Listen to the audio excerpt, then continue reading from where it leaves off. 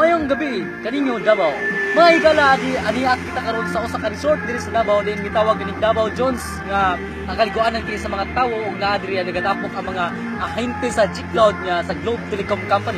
O kaniya nagahanda sila sa mga kanunon mga higala para sa ilang banding-banding ginagmay ug kinakadawat mo sila dako nga komisyon gikan sa G-Cloud.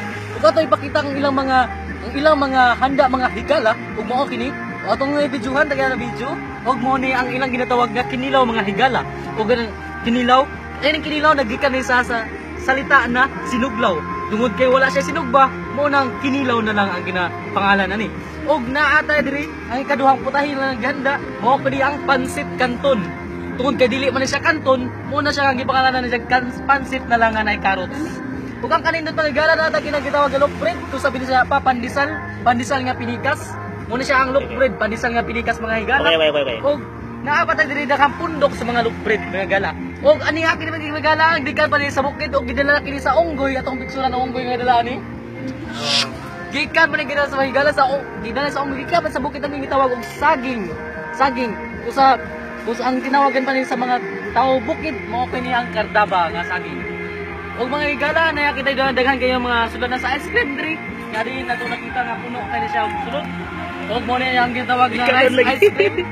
Rice ice cream na mga higala. Og pinipod. Rice ice cream po Rice yan. ice cream. Oh. At meron din tayong tinatawag na bago din po tayo sa ice cream. Ito yung pansit ice cream. Wow. Oh, I like yan that. mga higala. Ang sarap-sarap po ng pansit ice cream. So, andito na po tayo.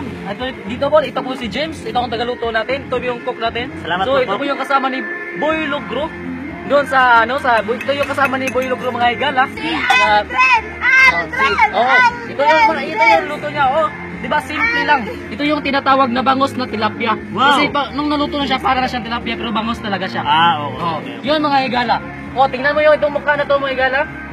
Oh, sikat na sikat 'yan. Kung kilala niyo yung dalagang bukid, yung dalagang Okay. lagi. Oh. Tingnan mo ito, mayroon din kasaming bangkay. Ito, bangkay kasama namin. Apo.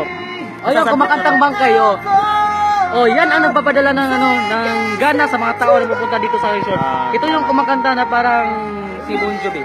Oh, wala na tayong igong oras mga higala og manamilit na kami kaninyo.